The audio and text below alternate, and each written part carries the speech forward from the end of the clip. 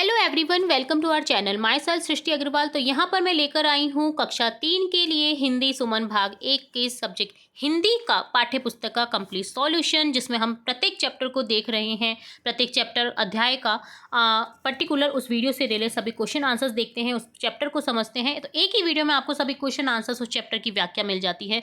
जहाँ पर हमने देख लिया था अध्याय 1, अध्याय 2, अध्याय 3। अब देखेंगे इस वीडियो में अध्याय 4 श्रवण कुमार, और सभी क्वेश्चन आंसर्स इसी वीडियो में हम देखने वाले हैं। तो वीडियो के एंड तक बने रहना है आपको इसी तरह मेरे साथ, ताकि आपको पूरा चैप्टर अच्छे से समझ आ सके। तो यहाँ पर है अध्याय 4 श्रवण कुमार, जिसके बारे में आपने काफ़ी कुछ सुना होगा, जो कि अपने माता पिता की सेवा के लिए जाना जाता है। बहुत समय पहले की बात है। श्रवण कुमार नाम का एक बालक था। वह बहुत ही आज्ञाकारी, अपने माता पिता का आदर करने वाला था। उसके माता पिता बहुत बूढ़े थे, देख नहीं सकते थे, अंधे थे। श्रवण कुमार अपने माता पिता की हर आवश्यकता का ध्यान रखता, उनकी हर बात मानता था। उसके माता पिता की तीर्थ यात्रा करने की इच्छा थी, लेकिन वे खुद चल नहीं सकते थे। श्रवण कुमार ने सोचा कि मैं अपने माता पिता को कंधे पर बिठाकर तीर्थ यात्रा करवाऊंगा। उसने एक मजबूत बांस की सहायता से एक कावड़ बनाई। कावड़ जिसमें दोनों ओर तराजू रुमा रहता है। उस कावड़ में 2 टोकरियां लटकाई, जिनमें अपने माता पिता को बिठाया। अपने कंधों पर उठाकर पैदल ही यात्रा के लिए निकल पड़ा। वह जंगल, पहाड़, नदियां पार करता हुआ माता पिता को यात्रा करवाने लगा। रास्ते में वह स्वयं भूखा प्यासा रहता, लेकिन माता पिता की सेवा करता। वह दिन रात बिना रुके चलता रहता। एक दिन जब जंगल से गुजरते समय उसके माता पिता को प्यास लगने पर वह पानी लेने नदी पर गया। तभी राजा दशरथ शिकार खेलने गए। जब आपने रामायण देखी होगी तो आपने ये दृश्य जरूर से देखा होगा कि दशरथ द्वारा कैसे श्रवण कुमार की तीर चला करके वध कर दिया जाता है।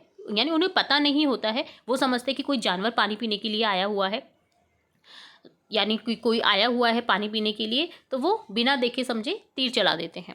तो उन्होंने नदी के पास पानी भरने की आवाज़ सुनी दशरथ ने, और समझा कि कोई जानवर पानी पी रहा है। उन्होंने तीर चला दिया, जो जाकर सीधे पानी भर रहे श्रवण कुमार को लगा। जब राजा दशरथ वहां पहुंचे तो देखा उन्होंने गलती से एक निर्दोष बालक को घायल कर दिया है। श्रवण कुमार ने अपनी अंतिम सांस लेते हुए राजा से कहा, राजन, कृपया मेरे माता पिता को पानी पिला दीजिए। वे मेरे बिना मेरी सहायता के असहाय हैं, क्योंकि उन्हें दिखता नहीं था।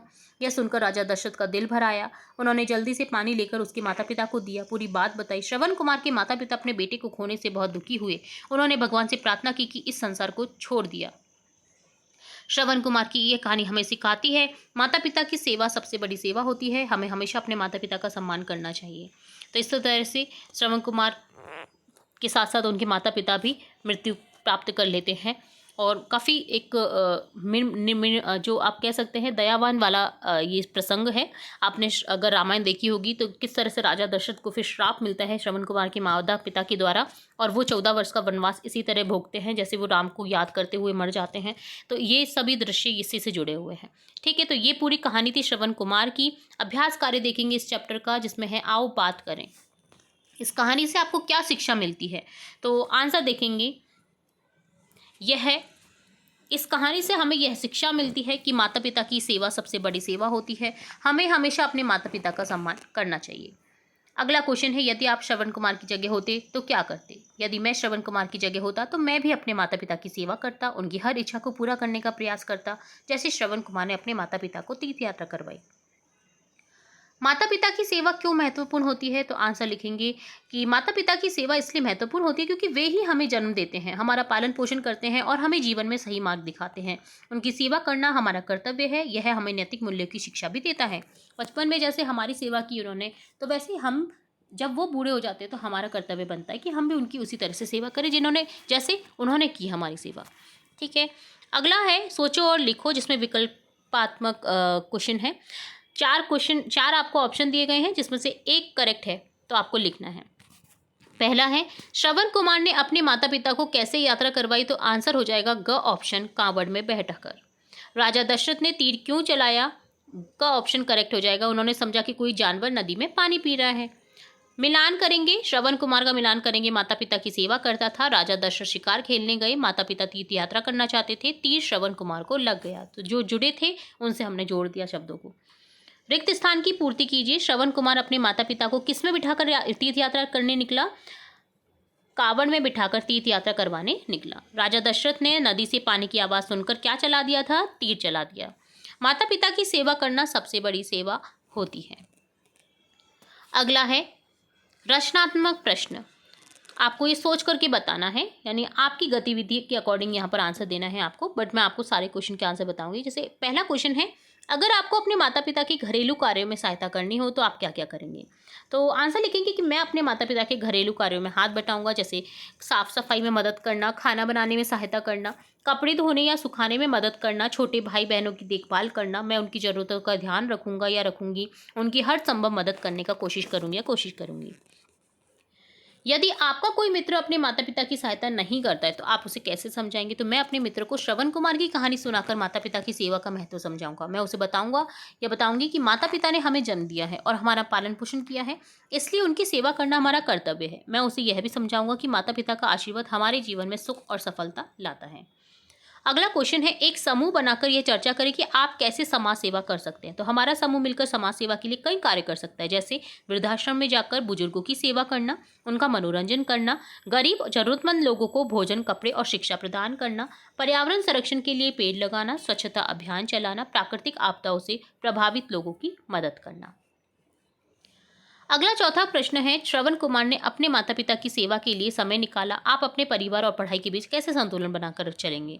तो श्रवण कुमार की तरह मैं अपने परिवार और पढ़ाई के बीच संतुलन बनाने के लिए एक समय सारणी बनाऊंगा। मैं पढ़ाई के साथ साथ परिवार के लिए भी समय निकालूंगा। ऐसा नहीं कि सिर्फ पढ़ाई करते रहे, परिवार के लिए समय नहीं है, या परिवार के लिए समय है तो पढ़ाई के लिए नहीं है, ऐसा नहीं होना चाहिए। दोनों में तालमेल बनाकर चलना चाहिए। मैं पढ़ाई के साथ साथ परिवार के लिए समय निकालूंगा, जिसमें उनकी मदद करना, उनके साथ समय बिताना शामिल होगा। मैं ये सुनिश्चित करूंगा कि कोई भी काम छूटे नहीं, दोनों को उचित महत्व मिले। दैनिक कार्यों की सूची बनाई जिसमें परिवार की सहायता के लिए समय दिया जाए। तो यहाँ पर देखिए, सुबह जल्दी उठ करके माता पिता को प्रणाम करना, नाश्ते में मदद करना, स्कूल या कॉलेज के बाद घर के छोटे मोटे काम करना, जैसे पानी भरना, सामान व्यवस्थित करना, शाम को माता पिता के साथ बैठकर बातें करना, उनकी कोई ज़रूरत पूरी करना, रात को सोने से पहले बड़ों का आशीर्वाद लेना। तो ये दैनिक कार्य हैं जो हमें करनी चाहिए। अगर श्रवण कुमार ने माता पिता की तीर्थ यात्रा पर न ले जाने का फैसला किया होता तो क्या होता? तो अगर श्रवण कुमार ने माता पिता को तीर्थ यात्रा पर न ले जाने का फैसला किया होता तो उनके माता पिता की इच्छा जो है वो अधूरी रह जाती, वे बहुत दुखी होते। श्रवण कुमार को शायद अपने कर्तव्य की उपेक्षा का पछतावा होता और उनकी कहानी आज भी माता पिता के प्रति समर्पण के प्रतीक के रूप में याद नहीं की जाती। उनकी कहानी इसलिए याद की जाती है क्योंकि उन्होंने अपने माता पिता को तीर्थ यात्रा के लिए खुद ही निकल पड़े थे कावड़ में उठाकर, और मृत्यु को प्राप्त किया उन तीर्थ यात्रा करवाते वक्त, और किस तरह से वो सेवा भाव की उनमें भावना थी माता पिता के लिए, वो काफ़ी फेमस है, इसलिए फेमस है। ठीक है, अगर नहीं करते तो नहीं होते वो फेमस। अगला क्वेश्चन है, माता पिता की सेवा नहीं करने पर समाज पर बुरा प्रभाव पड़ता है, तो अपने टीचर के साथ में इस पर चर्चा करनी है। तो माता पिता की सेवा न करने से परिवार में प्रेम और सम्मान की कमी आती है, जिससे पारिवारिक रिश्ते कमजोर पड़ सकते हैं। समाज में भी ऐसे बच्चों को अच्छी दृष्टि से नहीं देखा जाता जो अपने पेरेंट्स को उपेक्षा करते हैं। ये गलत उदाहरण प्रस्तुत करता है। शिक्षक इस पर चर्चा करके, जो टीचर हैं आपके, इस पर चर्चा करके बच्चों को माता पिता के प्रति सम्मान और सेवा के महत्व को समझा सकते हैं। तो ये लाइन जो है वो टीचर के लिए है कि वो क्या कर सकते हैं बच्चों को सिखाने के लिए।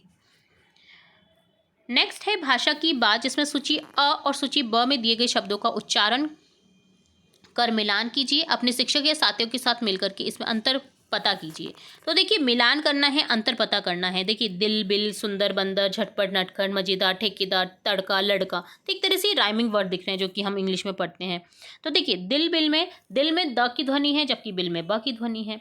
सुंदर में स की ध्वनि है जबकि बंदर में ब ध्वनि है। झटपट नटखट में झटपट में झ की ध्वनि है, नटखट में न की ध्वनि है। मजेदार मजेदार में म की ध्वनि है, ठेकेदार में ठ की ध्वनि है। तड़का लड़का में तड़का में त की ध्वनि है और लड़का में ल की ध्वनि है। तो ये अंतर यहाँ पर है। ठीक है, अगला क्वेश्चन है, श्रवण कुमार पाठ से 5 अनुस्वार या चंद्र बिंदु वाले शब्द छाट कर लिखिए। अनुसार आपको पता है, जो पॉइंट होता है ऊपर बिंदी की जैसे कंधों, अंधे, अंतिम। ठीक है, और जो चंद्र बिंदु वाले शब्द है जैसे पहुँचे, प्यास, ये सभी चंद्र बिंदु वाले शब्द है। प्यास को आप हटा सकते हैं यहाँ पर। ठीक है, अगला क्वेश्चन है, समाज शब्द के साथ सेवा जोड़ने से समाज सेवा बनता है।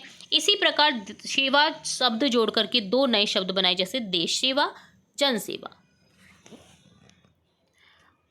अगला क्वेश्चन है, नीचे दिए गए शब्दों के विपरीत उल्टे अर्थ वाले शब्द से रिक्त स्थान भरना है आपको।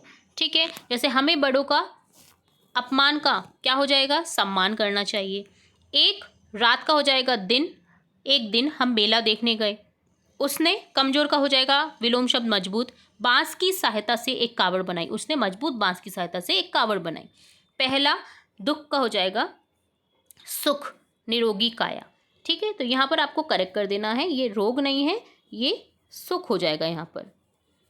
ठीक है, सुख निरोगी काया, पहला सुख निरोगी काया, यानी पहला जो हमारा सुख है वो हमारी, अगर हम बीमार नहीं पड़ेंगे तो वो ही हमारा शरीर जो है, निरोगी काया जो है वो ही अच्छा रहेगा।